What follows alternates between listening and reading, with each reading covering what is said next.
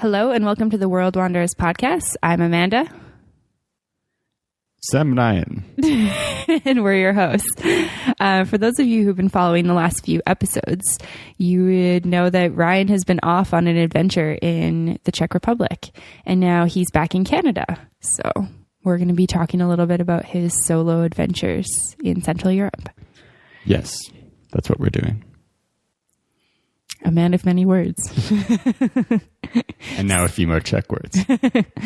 So tell our audience, tell everyone, how was Czech Republic? It was good. I didn't only go to the Czech Republic. I went, you know this, but just so the listeners now know. I went to a handful of cities: Prague, Vienna, Ljubljana, Slovenia. Ljubljana isn't Slovenia. Budapest, and then two smaller towns in Czech Republic. Went back to Prague, flew back to Canada. Trip over. Podcast episode complete. And that's all. So check out www.theworldwanderers.com. Email us for more information. Just kidding. We're not finished. We're just getting started. But today we're just talking about the Czech portion of that trip. And then we'll do another episode on Slovenia and Budapest. Yeah, for sure. You sound like such a local. Budapest. I know. I'm sophisticated like that. So let's start right from the beginning. You finished up work on the Sunday and then flew out the Monday evening. How are you sort of feeling going into a solo trip? Because we've traveled a combined like 12 months together, but we've never really traveled on our own, or we hadn't at that point. How are you feeling, like driving to the airport? What was kind of going through your head? Well, I guess like maybe even before that, I don't think we've talked too much about our perspective for solo trips on the podcast before. We talked like a little bit, but not too much. Yeah. So, both hadn't traveled really a long time by ourselves. So you had planned to go to do your yoga teacher training in Bali. And that kind of led to me thinking about wanting to go on a trip by myself to really work on being comfortable being alone and independence. Yeah, it came from the idea that building self-esteem, kind of trust in myself to face problems, and having a stronger relationship because we're two strong, independent people instead of using each other to kind of fill holes. Because when you do spend a lot of time with someone, you kind of outsource your not problems, but like weaknesses. Yeah, weaknesses to that person's strength. Sometimes you end up you fit together like a puzzle instead of like two squares side by side, enjoying each other's company. Sure. I had a nice image in my head. Don't know if anyone else got that. Driving to the airport, it was kind of funny. I don't know what it is about me, but I'm really like a one thing at a time thinker. Maybe it's just because that's what everyone is, but some people manage to do it better. Yeah. I don't think that's just when like I get too many things on my plate, I just get lost. So in the lead up to leaving, a lot of people are asking me like, oh, are you ready? Are you packed? How are you feeling? And I'm like, oh, I'm not really like feeling anything yet. Like, cause I really haven't considered it. Like obviously thought about it, but it just felt so far off because I was working. Mm-hmm. And then so like Monday, the day I'm leaving comes, it's my first day off work in a while. I'm like, holy crap, gotta pack, gotta get ready, do all this stuff. Yeah. And when Ryan says gotta pack, like 1 p.m. rolls around and I'm kind of like feeling stressed because his backpack is still empty and nothing's even like gathered together. I was like, are you going to the Czech Republic tonight or what are you doing? Yeah. So I did pack like in the hours beforehand, and I really tried to focus on not taking very much stuff at all. So my backpack was kind of like half empty, mm-hmm. and half of that half full space was books. And yeah, so I remember driving to the actual airport. It kind of struck once I got to Calgary, which is about an hour away from Canmore for anyone who doesn't know. So we drove into Calgary, went for dinner, then drove to the airport, and kind of sitting at dinner there, I was like getting the nerves, and driving to the airport kind of felt like job interview nerves. Yeah, for sure. Like kind of that anxiety of like knowing that something's coming, but not really knowing what it's going to be like. Yeah, and just the unknown of it. I don't think I'd ever traveled by myself. I mean, you've probably traveled like domestically or to the United States by yourself, but probably not like overseas. Yeah, just like driving back to my hometown in British Columbia and spending days there, but like nothing really, never really anywhere new completely by myself. Mm-hmm. So that was a bit nerve-wracking at first, but then like I think I got in the airport and just kind of you were just time happened. I was kind of like a bit nervous for arriving and like, somewhere new. You don't know how prevalent English is going to be, how easy it's going to be to get where you're going. Yeah, and did you feel like you were like well set up in terms of like you knew how to get to your hostel? Did you like kind of have that all figured out, or were you feeling like a bit anxious about that as you were getting from London to Prague? You know what? That was actually something I didn't do the first time. Amanda always did the bookings of hostels when we were traveling before. So she'd always kind of make sure to have like an email up or like a map or something. So I got off the plane and it was like, oh shit. Like I got the directions to the hostel were in the email, but I didn't have like a screenshot of the email. So I went to pull it up and it's like, oh, you can't even look at this because you don't have Wi-Fi. Yeah. And I didn't have a map. So it's like, oh shit, that kind of sucks. I'd written down the hostel address already. Yeah. But so thankfully there was Wi-Fi at the airport so I could look up a map. There was a bus that took you pretty much straight there. So that was super easy, but that was definitely a learning experience for me to always make sure I took screenshots of a map with directions to the hostel and like screenshot of the directions from the Hostel World email. Yeah, it's so interesting too, because I've talked to people about it and I feel like I've mentioned it on the podcast, and I know I definitely have blogged about it, how the first time traveling, we kind of like found sort of these like took on these roles, and then it's like you come back into like the real world where you're working all the time and that kind of goes away. And then traveling the second time, we just kind of jumped back into that it felt really naturally. Like it was really easy to just get back into those sort of quote unquote roles. And that was definitely sort of the role that I took on was, okay, we've booked a hostel. I know how to get there.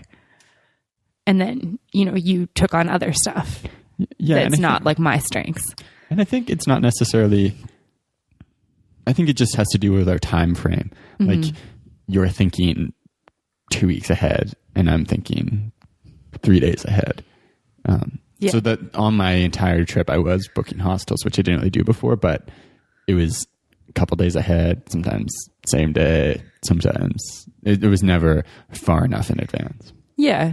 And I think that's okay too. Like, one thing that I kind of have taken away from the things that we've talked about outside of the podcast about your trip is how, I really tend to be in the future, and it's cool that without me there, you were able to just kind of go like moment by moment and place by place and kind of decide, okay, like I've decided that tomorrow I'm going to go here, which I think is really, really cool. So what were your first impressions of Prague? So you get out the airport's like every other airport everywhere pretty much. Was it nice? Yeah, it's like sterile, lots of glass. Have to go through a really long immigration waiting line. Then get out and it's nighttime and go like find the bus. It was, I don't know what my first impressions were. It was also kind of messed up because I'd been on a plane for like 11 hours and had an 8-hour time change on top of that. Mm-hmm. Felt a bit, I don't know. It's like easy when you're on a plane and then you get off the plane and you're like, okay, now I got to like find where I'm going. It kind of makes you feel a bit stressed again. Yeah, for sure. And it all becomes like a little bit real. It's like, oh man, like I'm in Prague. Yeah. So get on the bus and start going. And it's kind of like, oh, it'd kind of just be nice if I didn't have to deal with what comes after getting off the bus and like worrying about finding a hostel, worrying about getting off at the right stop. Thankfully, the metro system in Prague's really, really good. So they have announcements telling you what stops which. You can like see on the bus like a schedule of the stops. Cool. It's funny. The one thing you notice, like once you go into like the former communist countries, is on the suburb or outskirts of town, there's all these generic square, I guess they're more rectangular, shitty apartment buildings. Like every single place you go to has these. It's like, oh yeah, beautiful historic center, really ugly apartment buildings, and they're the same ones everywhere. That's so interesting. So you see those and you're like, oh, it's kind of cool. Didn't really get to see a ton on the way in because you kind of come from the outskirts. And then the hostel I stayed at was just on the edge of downtown. Mm-hmm. So what sort of stuff did you do while you were in Prague?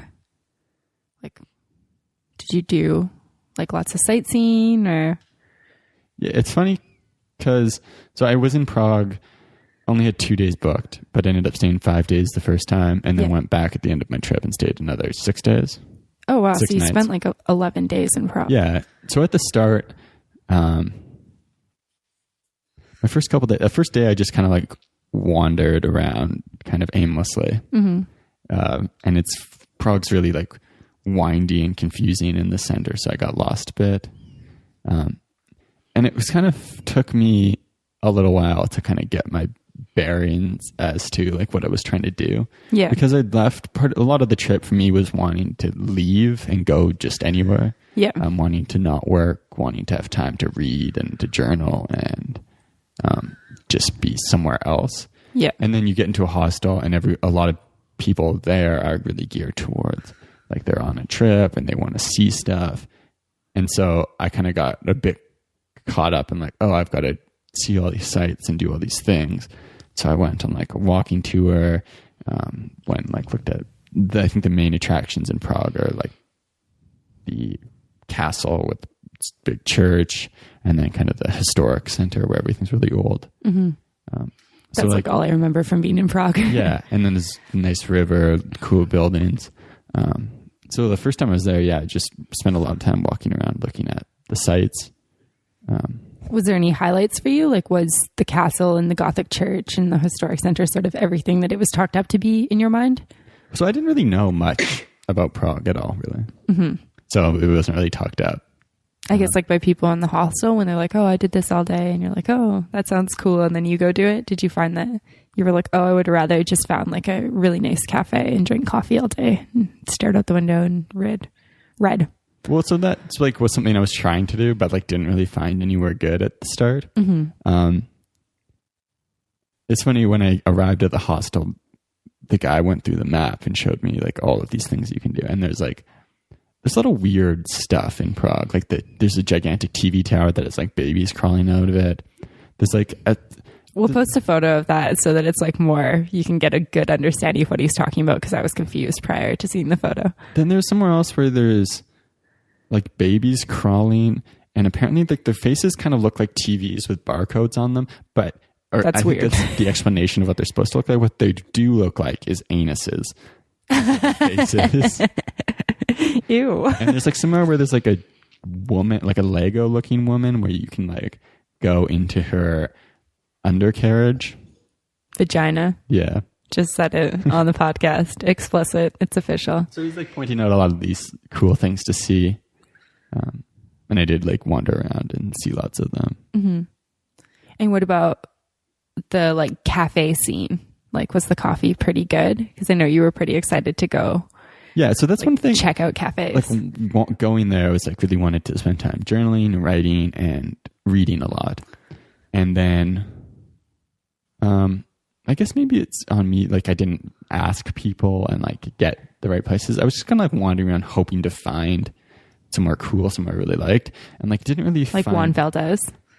You wanted to find the Juan Valdez of Central Europe. Just somewhere that's like comfortable where you can like hang out, because I found a lot of the cafes there are kind of like bars. Mm-hmm. And then a lot of them are really small. Like you go in and there's like 2 tables, and I didn't really feel comfortable like sitting there at like one of 3 tables. Yeah, for sure. So the first time I was there, I didn't really find anywhere I really felt at home. But then the second time I went back, I did. Cool. Found a couple of cool places. There's one really cool cafe that it's part of this building that's called like Paralleli Polis or something, which means parallel society. Yeah. In one section of Prague where it's, I think, set up by some sort of like art group, but the idea is like you create a space where your ideology can be like lived out. So it's supposed to be kind of like an anarchy space where there's like a co-working space and like a meeting spot and a cafe, and the cafe only takes Bitcoin. Cool. So you can go in, and if you try to pay with Czech money, they won't take it. They'll like make you go use a Bitcoin ATM and change it. So I went there on, I think, my third or fourth day. And that was a pretty cool experience. I felt kind of nervous going there though. Just because you were like excited about it, or like because you know about Bitcoin, or what sort of like led you to feel nervous? Yeah, I think it was just feeling kind of having this expectation of like going and like talking to people and like, and not just like getting a coffee and leaving for whatever reason. Yeah. And then, yeah, just feeling a bit scared about caring about something and then like going to something where there's like also people who care about that thing. Yeah, that's definitely like a legitimate feeling. Yeah, but the only things I had planned going in, I had 2 nights booked at the first hostel. Yeah. And then I had 2 conversation exchanges planned with people in Prague. Yeah, that's such a cool idea for something to do if you're traveling solo. Did you feel like they were good experiences? Like, would you recommend for other people to do that if they were traveling alone? Yeah. So for anyone who doesn't know, Conversation Exchange is a website where you can set up a profile and you put in what language you speak, what language you're trying to learn, what city you're in, or if you're traveling, you can put what city you're going to. Cool. So you can use it as a way to meet people if you're traveling, learn a language, just get to know people. Like, I think in the Czech Republic, like I wasn't there for too long, so I wasn't going to really learn that much Czech. But it was really nice to go meet people. And it was funny, the first guy I happened to go meet was also like really interested in Bitcoin. So we ended up kind of just like sitting there talking about Bitcoin instead of talking about Czech at all. And the second one I went to, he was able to show me some basic Czech phrases and words. And like we went to a pub and I ordered in Czech and had like a really good conversation. That's really cool. Do you feel like you learned much Czech, like that you were able to use? Like, was it the same as sort of being in like South America and needing to know Spanish to order like food and coffee? No, there is really no need to learn it. Even I feel like I got myself into some weird situations because I think so many people come through and don't learn it that, you know, all the service people in at least the main parts of Prague and like the other cities there, speak English. So they just expect to be addressed in English if you want to speak in English. So like when I went up and was like, "Mluvíte anglicky?" They're like, "Yes, what do you want?" Or I learned how to order food. So a couple times I went to order and at the first I was saying like "Můžu si dát," which is like, "Can I have?" Yeah. Which I guess people don't really do as much. It's like, kind of like the puedo tener. Yeah, even though like a local person told me to do that, so then they'd kind of know, and then they'd reply in English. Okay, yeah. But yeah, eventually it's damse. Damse. Whatever. Like mid-ass. Prosím. Yeah. Is that sort of? Yeah, it's like, so damse is like, I give myself. Okay. Which is a weird thing to say when you're ordering something, but it's like a reflexive to give. Yeah, I feel like it kind of, in my mind, I'm relating it to like the mid-ass and the puedo tener. Yeah. So the most interesting thing for me about Prague, it was my first stop in the Czech Republic. And so I got a kind of introduction to the history of the Czech Republic, which is crazy. And obviously you don't learn a ton about it in just a few short days, but I don't feel like I learned anything about Czech history in school. Did you? No, not really. Like when you're in school in Canada, at least it's this, they want to craft this very simple narrative of, that's such a perfect way of saying it, because they really do. It like is almost like a story, like World War I, World War II. Yeah, so the there was, Berlin Wall.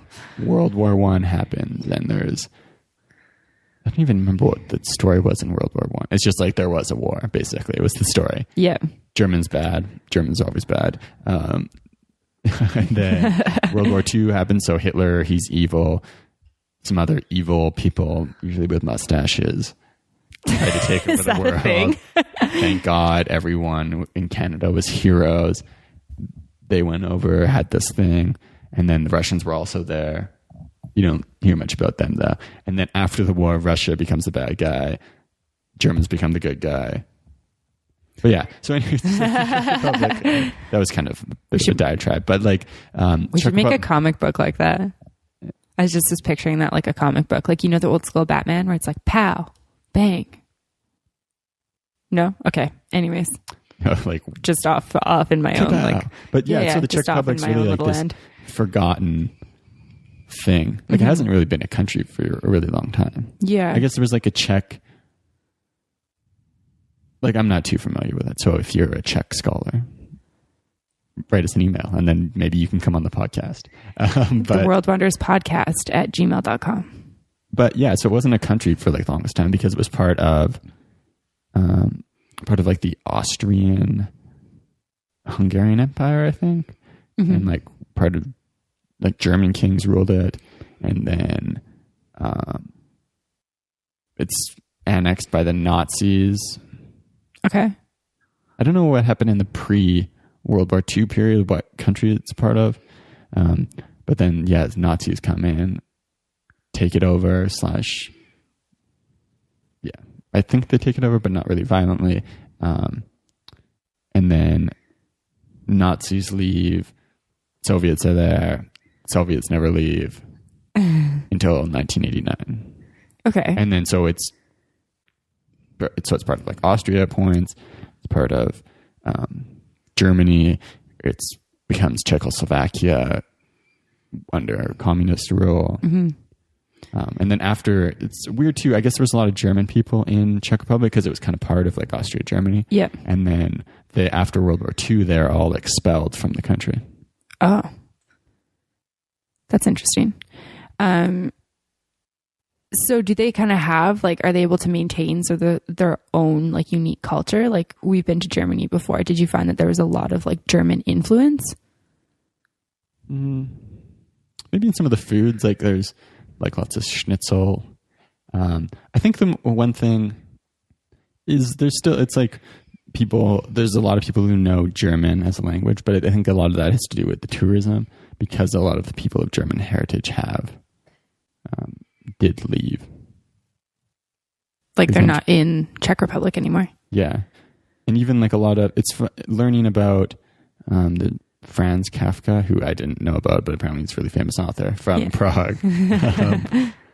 Like even he wrote entirely in German because like Czech Republic wasn't really a country at that time. It was just kind of part of a wider German empire thing.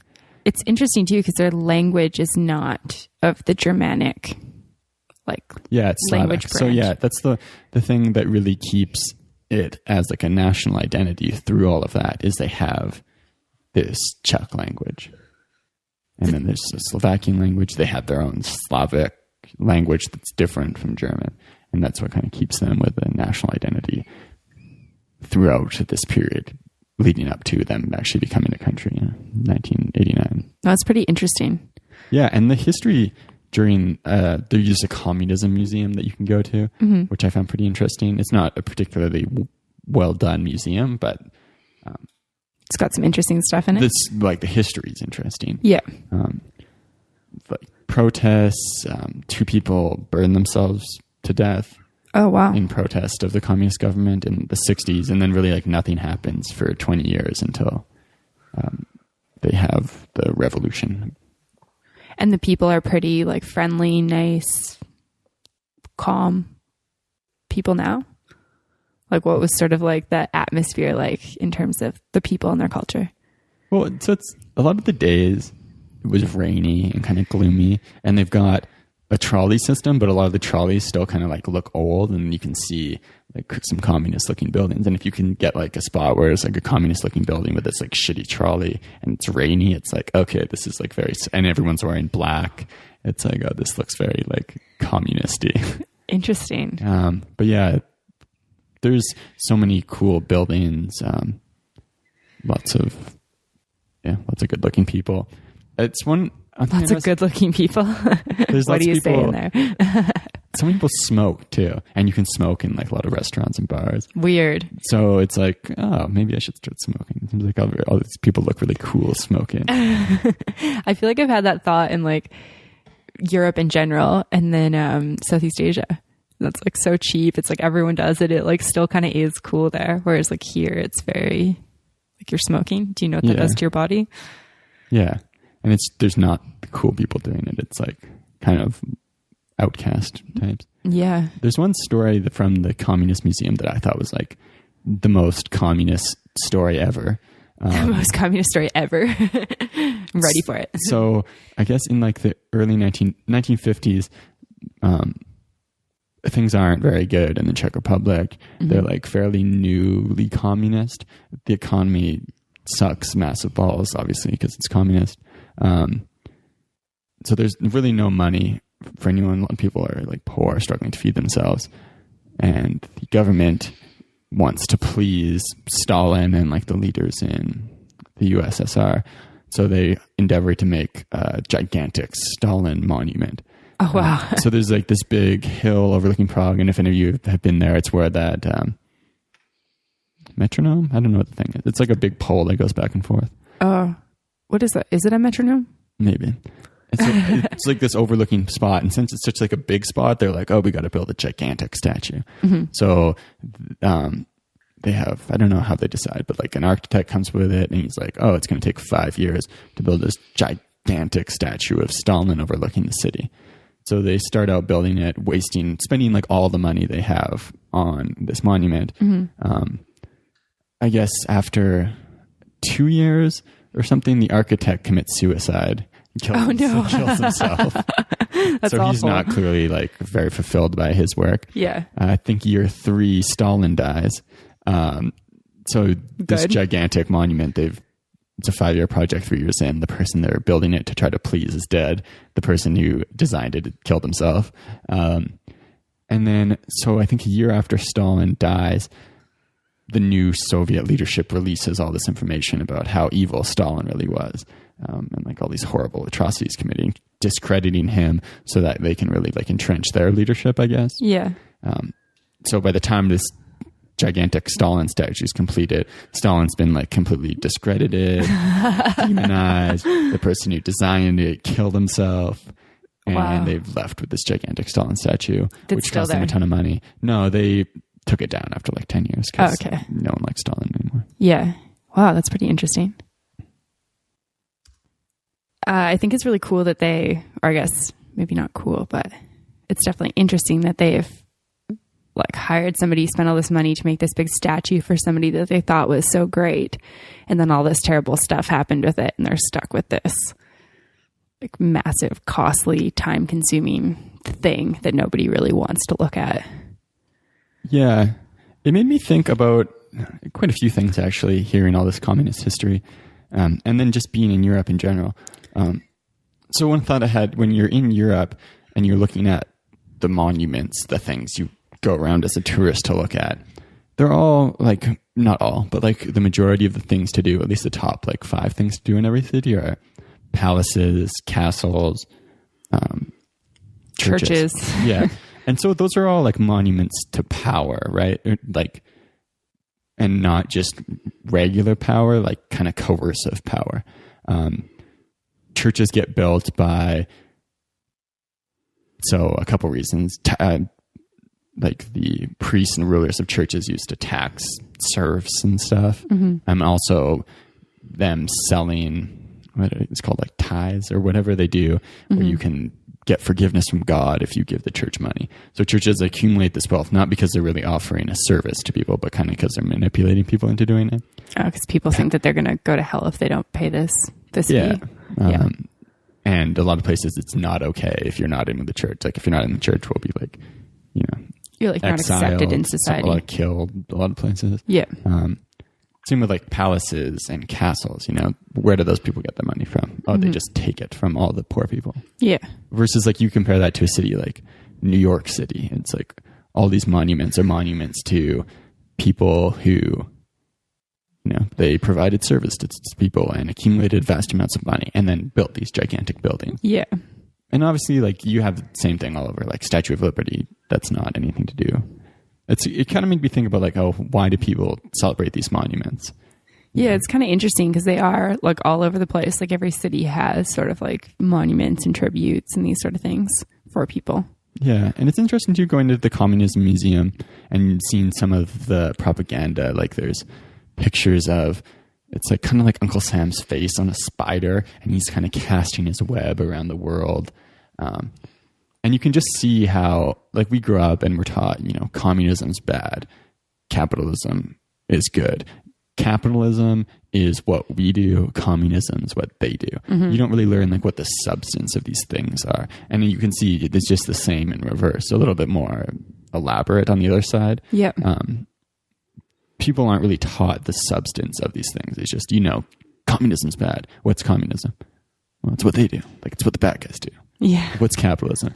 And so people like still associate, you know, what we do as capitalism. And even though there's a lot of socialist elements to it. Yeah. And what they do as communism, even though there's a lot of capitalist elements to it.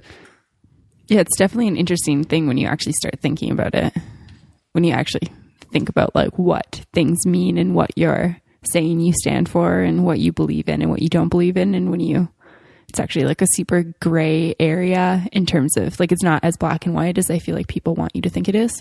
Yeah. And even like, so all the really big, like pure communists, like they're disposed of very early on in the communist thing, right? Like anyone who believed in the ideology really had to go because it wasn't about the ideology. It was just, you know, they painted themselves red and it was like team red versus team blue. But it wasn't anything about the ideas anymore. And if you believed in the ideas, you were dangerous to the people in power. So yeah, definitely an interesting history there. It's kind of crazy that, and I've thought this before in different places that we've traveled, Cambodia and Vietnam being two of them, because you don't really learn much about their history. But I feel like there's so much history in every country that you travel. And it's crazy to learn about it and kind of discover it and start thinking about it because we're just not really brought up knowing about what happened in so many countries. Yeah. And I think, so a lot of people go to Prague and you look at the big castle with the big church, like a tower, there's like a funky clock. And you kind of like miss, there are cool stuff, but it's like cool to look at, good for taking photos. Like you can't really take a photo with like 80 years of history, but like I feel like that'd be difficult. That's like the coolest thing in Prague or in Czech Republic. And then Prague, obviously, since it escaped bombing through the world wars, like it's really preserved. So you're actually seeing like an authentic old town versus a lot of the other cities where it's just like rebuilt these old towns that were completely destroyed. Yeah. Yeah, I remember that was something that I really liked about Prague, going up to the castle and seeing that Gothic church and seeing like, you know, that it hadn't been touched from the war and that it has just been standing for so long. It's pretty cool. So then, sorry, what were you? I was going to say, I guess, so we're going to skip past Vienna, Slovenia, and Budapest. And so now, what is that, like 2 weeks of your trip? Now you're back in Prague? No. All right, sorry, you're back in Czech Republic in Olomouc. Yeah, so we'll do the non-Czech stuff on another time, but I went kind of in a circle around Europe, or around Central Europe, and Olomouc is kind of in the northeast-ish corner. Czech Republic's all pretty small. It's only like 3 hours from Prague, but yeah, it looks like Olomouc if you were pronouncing it in English. Yeah. And I called it Olomouc, and people were like, what are you talking about? Olomouc. And Olomouc is kind of like an off-the-beaten-path city. The reason I went is because I have a coworker who went to university there and said it was really nice. And I guess it's got the second biggest historical center in the Czech Republic. Okay. So what did you sort of think of Olomouc? So I'd been traveling for a couple weeks at that point, and a big thing I'd wanted to do while I was traveling was like find some cool cafes and read and journal and just kind of like hang out. Like really have some downtime and be able to kind of settle back into your mindset that you had when you came back from South America, yeah? Yeah, that was kind of the plan. So Olomouc, I was kind of just focusing on like having some downtime. I'd also kind of got sick in Budapest. So resting and doing that.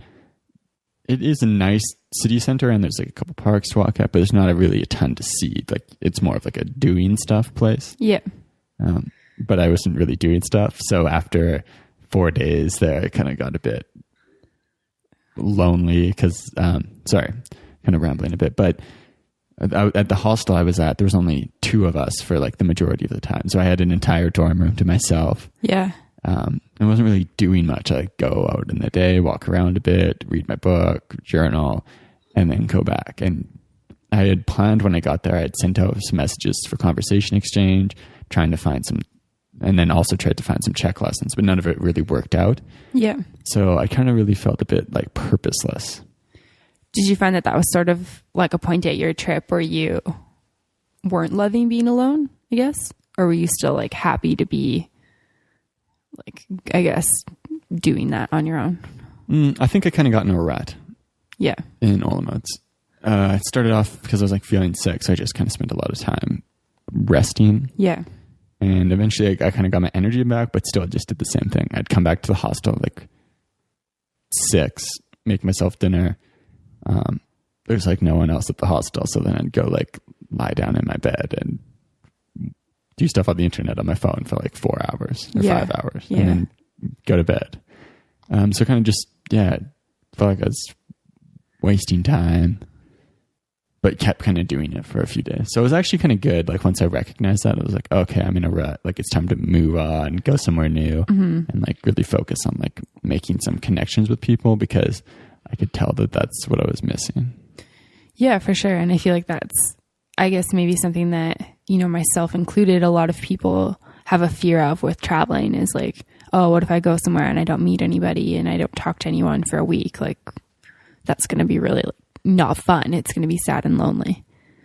Do you feel like you sort of experienced that?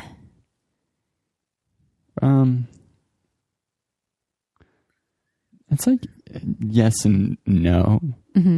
I feel like I'm not really good at like right away identifying that feeling. Yeah. So it was like, I think when I feel like really lonely, I'm distracting myself with like YouTube and other stuff. Like it's so easy to distract yourself now with the internet. Totally. So I kind of noticed like it takes a while because it's like, oh, you know, I've spent like 5 hours on my phone like 2 days in a row. Like this is probably because I'm feeling kind of lonely and bored.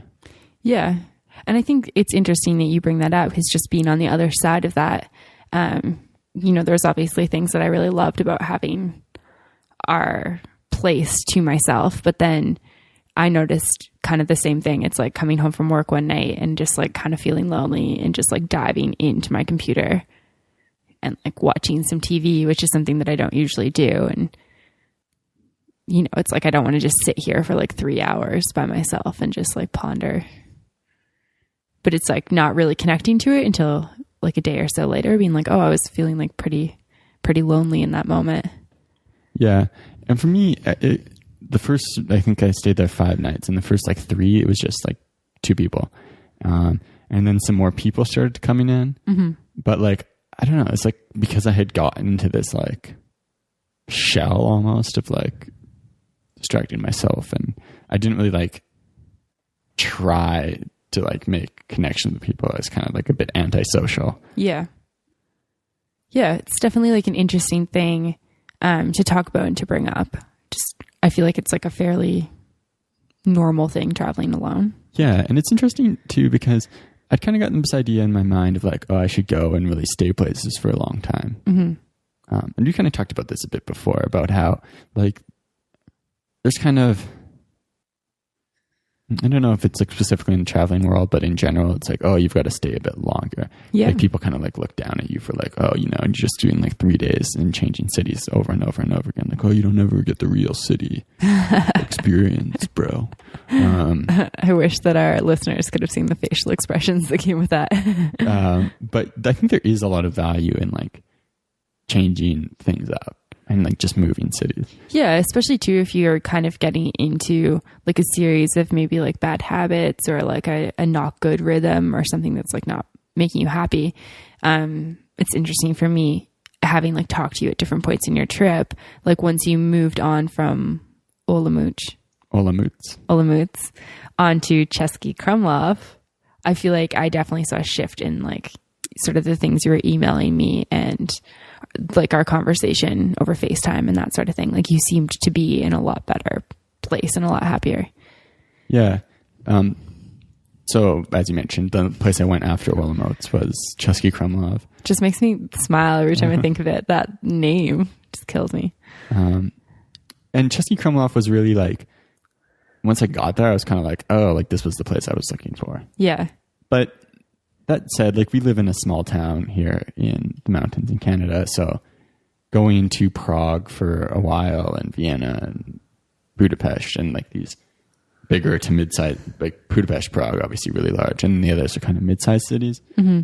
Like that kind of made me ready for a smaller city. Yeah, for sure. So I don't know if I went there like right off the bat, if I would have found it as enjoyable. But Cesky Krumlov is about 3 hours south of Prague, kind of tucked into the Austria, Germany, Czech Republic corner border there. And Bohemia is the region of Czech Republic. Ooh, so it's kind of like rolling hills, like rivers. It's really green and lush. And Cesky Krumlov is home to the second biggest castle in Europe. Cool. Prague's the first biggest. So it's a small town with like 10,000 people in like a winding river valley with this like gigantic castle overlooking it, and then like a really like medieval small downtown area.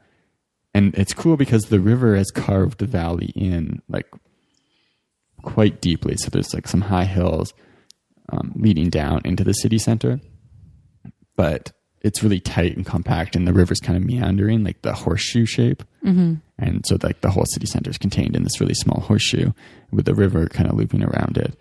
And there's just these cobblestone streets, really old buildings. The streets are all windy and crazy because it was before, cars or even like horses, really. Yeah. It was just built for like people walking around. Yeah. So cool. Yeah, it's a really cool city. A lot of people do it as a day trip, but I had gone planning to stay a few nights. I'd heard about a hostel there, but since I was in Olomouc, it was really quiet, and I was like, oh, it seems to be really quiet here in Czech Republic right now since it's like February, March. So I was like, oh, I'll just show up at the hostel. Get in at like 6:01 at the hostel, ring the bell, and then find out that reception closed at 6. How did you find out? Was there like a sign or something? There was a sign that I saw eventually, but someone also opened the door and said like, oh, sorry, like there's no one here to check you in. It's just guests now. Oh, that's such a strange thing, like that there would be nobody that works at the hostel there. Yeah. So then I went down to the city center after trying to use a payphone that didn't work for like 5 minutes. And I was thinking about like asking people to help me use the payphone. Eventually found a taxi driver who helped me like by calling the number, which was like the after hours number, but no one answered. So I was like, oh, it kind of sucks. We asked him if he knew where another hostel was. Walk in the direction of that hostel. That hostel has a bar below it. So I go into the bar and they're like, oh, sorry, the hostel's actually closed. And then they're like, I think this hostel's open. Point me in the direction of another hostel, which is like a ways away. I like wander up towards that. It takes like 10 minutes. Finally find a sign because I'd gotten a bit lost. And I'm like, oh, sweet. Thank God I've arrived here. But like kind of tempering my expectations. Mm-hmm. Turn the corner, get to the door, and it's like, oh, sorry, hostel's closed for renovations. Oh, the worst. So it had been like an hour 15 at this point, and it was like dark and like getting cold. So I was like, oh, I guess I'd walked by a hotel on the way to that hostel that looked kind of nice. So I went into the hotel to see how much it would cost. And I was able to negotiate a deal to get it for like a lower price, but still ended up paying. I paid the equivalent of 5 nights in a hostel for the 1 night in a hotel. Yeah, it wasn't too like out there though. That the price. No, it wasn't and it was too a much. Really nice hotel, and I was actually kind of happy about it. Like, I was like, oh, okay, I've got a reason to splurge now. I can do that, and then have a nice room to myself. And yeah, and at this point, you hadn't been sleeping the best, right? No, like I think you were probably in need of a good night's sleep by yourself without any snores or people coming in and out in the middle of the night. Yeah. So then I stayed 1 night in the hotel, went on a tour the next day, and like I said, it was really quiet there since it was the middle of winter. Walking around the night before, it was like a ghost town at 7 p.m. Yeah. Go on the tour, there's only one person on the tour, me, and the tour guide. So like we do the tour, it's like a private tour. Which is super cool. Yeah. It's one of those like tip-based walking tours, so kind of feel obligated to pay a little bit more. But it was cool because then me and the tour guide went for lunch afterwards, had a good conversation. Then the next day, I switched to a hostel, the hostel I wanted to go to. And then the next day, I was just found this cool cafe that I was sitting at, reading, eating breakfast, and the tour guide comes in. So like he sits down, eat breakfast together, talk for a bit. He goes to do the tour, but it's raining, so comes back because no one showed up, and we just like hang out and end up talking for like 3 hours. Yeah, which is so cool. And it's such an interesting thing to think about because like with that, all those circumstances, you know, when you're with somebody else, I feel like those things are so different. You know, like had I been on that tour too with you, it's like there's 2 of us, not just one of us. It's like, you know, the tour guide is more like, you know, the third person. It's like, would you guys have hung out afterwards? Like, would he have come back to that cafe had he seen us the following morning and hung out with us? You know, it's interesting because I feel like you do have opportunities when you're alone too for like those connections with other people because you're not already a pair.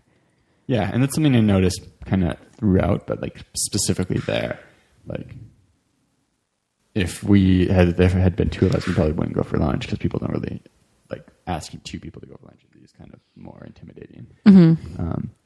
And then like we'd be sitting there at a cafe, maybe probably wouldn't have stayed there that long, and then you wouldn't really have like there's no open seats, so then you wouldn't have this conversation, never really like build this connection with someone.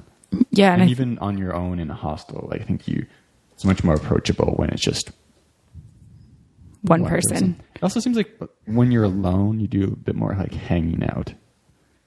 Yeah, I guess kind of like you don't have that other person to go for dinner with. So it's like, oh, maybe I'll like kind of hang out here and see if like some other people come around and then we can like all do something together type thing. Yeah. It's like you're more searching for those other social connections because you don't have somebody with you, which I think is definitely like a cool thing about traveling solo. And it's like such a cool opportunity for meeting people. Yeah. And something I noticed in relation to just being alone, where sometimes when you get like a really good moment, it's really like, oh, I wish there was someone here to tell this about. Like I remember a couple times, like especially I had this day in Ljubljana. I think it was like my first night there. It like rained, and so Ljubljana is really beautiful town as well, the capital of Slovenia. And it rains, so there's like lights glistening off the cobblestone streets and the river, and like there's like bridges that are all lit up and churches and stuff. And I was like, oh, this is just like spectacular. Like I wish Amanda was here to see this, because it's like, I don't know, it feels, I don't know what it is, but it's like you feel like you need to tell someone or share it with someone. Yeah. Yeah, I totally get that feeling. The first time I went to Machu Picchu, because the girl I went with, Laura, was really, really sick the day we went up. And so she basically like camped out with the llamas on the grass for the whole day. And I went up to see like to the picture viewing area and just like seeing Machu Picchu from this view for the first time, just like jaw dropping, took my breath away. And I was like, why am I like standing here alone for this moment? Like, I just really want to be like sharing this with somebody. Like I want other people to see this. Yeah. So I definitely get that feeling. It is cool though when you think about having kind of those moments just to yourself. I guess. Like, it can go twofold. Yeah. I think I'm not necessarily sure if like the urge, because it's like we have this idea about like capturing moments. Like when you go on a trip, it's like an investment, you want to capture it. You know, if you have no memories, it's kind of meaningless, right? Or at least you think about it. The way Western thought is, it's kind of meaningless. Yeah. So like having a second person there, you feel like it's more secure. It's like, oh yeah, we've really I got it, you got it, like 2 keys to the safe, like we've got this memory locked down. Yeah, for sure. Versus when you're on your own, maybe it's a bit of anxiety about like, oh, like this moment's going to pass and then it's going to be gone forever. And then my memory is fleeting. So it's like retelling it. Did it actually happen like that? You've got like another person when they're there to be like, oh, that's not really like how I remember that, I guess. Yeah. But yeah. So going back to Cesky Krumlov, I think first day there was like dark, so I didn't really see anything. Yeah. Second day there, it was nice. Yeah. It was like really spectacularly nice, sunny. So there's there's the castle has a large tower with like a great view over the land. Yeah. And then probably 30 minutes from there, you can get up to the hill in the kind of woods, and there's a chapel that overlooks everything as well. So like hiked up to both of those viewpoints, and they're both really nice. And the sunsets are spectacular there because you can get on like either side of the valley and see the like setting over like the castle or rising over the church. But it's a small downtown, but you can get out into the trees, and there's like hiking trails into the woods, into these like rolling hills and forests, and there's viewpoints. Sounds amazing. And then there's like nice cafes. In the summer, you can go tubing down the river, and there's like bars, so people like drink and tube. Yeah. And like lots of nice hostels. It's definitely completely tourism dominated. Yeah. And it's funny because it's so small and so tourism heavy. Like it has this feeling of like you could be like everyone there could be like an actor or something. Because when me and the tour guide were walking around, like he's from there, so he knows like everyone. Like, you know, he's like, oh, there's my brother. Like that's my cousin. Like that's this guy. That's funny. And then it's also because it's quiet time. I don't know what it'd be like in summer. There's like these droves of Japanese and Korean tour buses that show up. But then other than that, it's really empty. So you'll like turn a corner and there'll be like 45 Asian people. And then they'll all have like selfie sticks, which I guess is like a trend since the last time I traveled. You can buy them everywhere now. Yeah, it's crazy. But yeah, then you'll run into like, you'll be surrounded by Japanese people for a second, and then you'll go and it's like, okay, completely alone again. And then you don't encounter anyone. And then it's like, oh, bang, 40 Russian people. But also you see like people from I was staying at a hostel called Krumlov House, which was really, really nice and couldn't recommend enough. But kept running into the same people from the hostel all over town. Yeah, which is super nice. cool. Yeah. It sounds like a really opposite experience from Olomouc. Olomouc. I don't know why I can't get that word. It's tough because the C's, yeah, it just throws me off. We should just spell it differently. So following Cesky Krumlov, you made your way back to Prague for your last few days. Did you feel like you were kind of more at home the second time around? Yeah, absolutely. I don't think we had, in South America, we didn't really have an experience where we came to the same city twice, other than Quito, but that was like so quickly afterwards. Yeah, I think maybe I can relate just because like I'd been to like Lima before. Like you and I stayed at a hostel basically down the street from where I'd stayed. Yeah. I felt like coming there, I was like, ooh, I know the city, like I know where to go. Yeah. I don't know if it's the same thing though. A little bit long. I think, so the closest thing for me was our experience in Bangkok, where we were in Bangkok, come back 5 weeks later, and you don't have any of that initial fear, and you can really like, you're like, oh yeah, there's all these other things to do here that I missed. Yeah. So I stayed at a different hostel, which was between a third and a quarter of the price, depending on the night.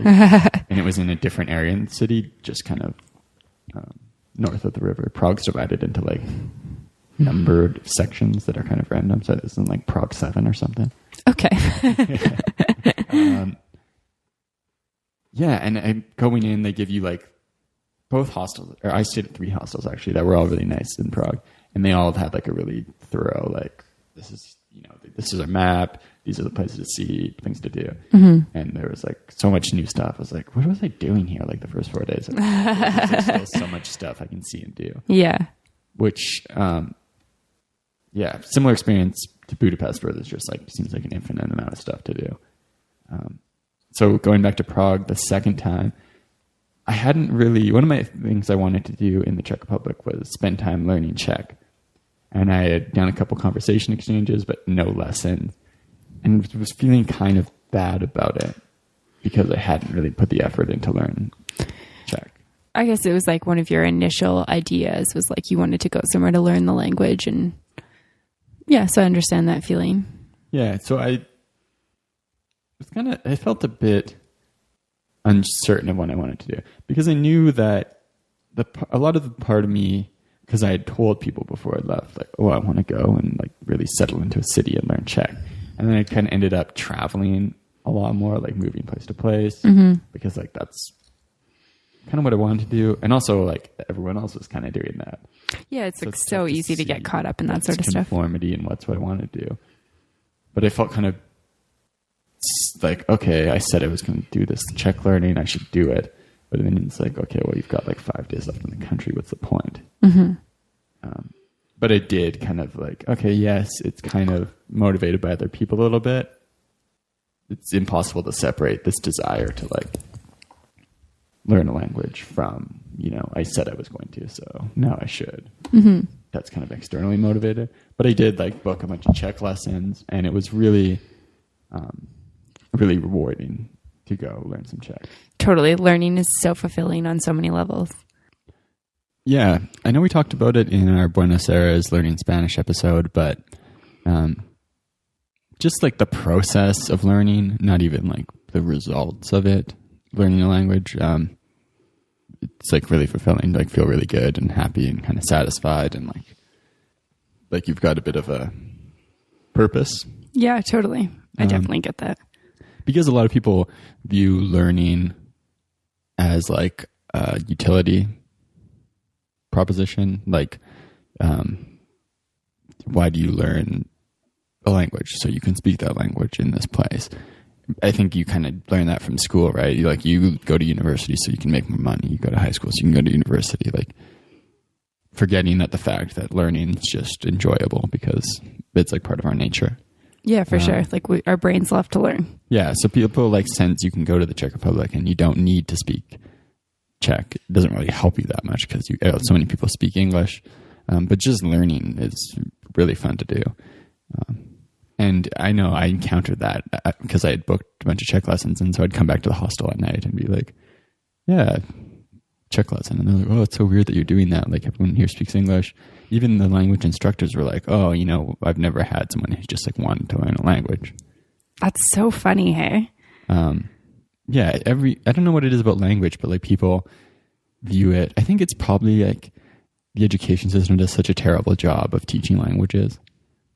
I think too, like the way the education system's structured, it kind of takes like the enjoyment of learning out. And I feel like we've talked about this a few times. And when you can kind of choose to learn something, like going to Czech Republic and being like, I want to learn this language because it's going to be cool. It kind of puts that like choice back in it for you, which gives your enjoyment back of learning. Yeah. But I think people still have like with musical instruments, right? People are like, oh, that'd be fun to learn. Whereas with languages, a lot of people are like, it's like, so the musical instruments analogy is like, oh, you're a New Year's resolution, I'm going to learn guitar because it would just be fun to learn and know how to play guitar. Mm-hmm. People aren't like, why are you learning guitar? You're never going to play in a band, Yeah. Whereas the language, it seems to always be like, what's the utility of learning this language? Instead of just like, oh yeah, cool. Like you'll be able to practice a bit. I know some people are like that, can't generalize, but it seems to be more so. People are looking at the utility of the language instead of just the process. Yeah, totally. So how was learning Czech? It's pretty hard. There's some interesting things about it. The alphabet has like 50 something characters in it, but it has a like notation, I guess, for every single sound. So once you memorize the sounds with the letters, you can pronounce things you're reading. That's pretty cool because it's super different from English, where Yeah. it's like we have 26 letters and, you know, C can be pronounced in like a soft C, a hard C. Yeah, and I guess it's part of like a Slavic language, so there's some differences in it. But it's interesting. There's like some parallels to Spanish with like reflexive verbs and like the verb conjugation. And I think, I guess there's one thing that's people find most confusing is there's like cases for words. There's like 7 word cases. So like depending on how, I guess in English, like we kind of use the structure of a sentence to denote whether something's the subject, the object, or the verb. Mm-hmm. Like in Czech and in Slavic languages, and I think more so in German too, they'll denote like the word will change depending on how that word's being used. So like names, for example, like Prague is Praha in one case, but then there's like the accusative case where it's Prahu, and then there's like a different case where it's like Praza or something like that. So there's like 7 different versions. Okay. That's depending on how you're using the word in the sentence. So then you have more information in the words, and then structure is less important because you can put words different places. They also don't have the or a. Weird. So you don't say like, that is a cat. That is the cat. You just say that is cat. Like, where's the cat? It's like, where's cat? Where's what cat? Yeah. And I think they use that. That is what? Where's that cat? There's no a, the, and just that. Okay. Interesting. Yeah. So is there anything else that you want to touch on before we leave our listeners? Just overall, I'd say that Cesky Krumlov was my favorite place. And I think a lot of people do day trips there. It's a little bit out of Prague, so maybe backpackers might not. I know I met a lot of people who were just kind of doing the big city loop of like Prague, Budapest, Vienna, Berlin, Munich. Yeah. And I think that getting off that big city loop and into some of the smaller towns is really enjoyable. At least it was for me. Yeah, for sure. I think it's nice to be in smaller cities as a backpacker just because, you know, it's not as overwhelming. You can relax a little bit more. Getting around is easier. Which, yeah, it's so nice to be able to just things I love. Walk everywhere in a city with no issues. Like when you're in a gigantic city, you have to take transit and go on these like massive hikes to get places, and you go on TripAdvisor to look for a restaurant, and then you've got to like wonder like, oh shit, where is this restaurant going to be? There's like 4,000 restaurants. So like, you know, it's easy. It's so much more manageable to like really get to know a town when it's small. Cool. Anything else you'd recommend? Well, so we're going to talk about Slovenia and Budapest on a future episode of the podcast. And yeah, we've got a few exciting shows coming up with some of our other travels. So stay tuned to that. Check out the show notes at www.theworldwanderers.com. Shoot us an email at theworldwandererspodcast@gmail.com if you have any questions or comments. And thanks for listening. Bye-bye.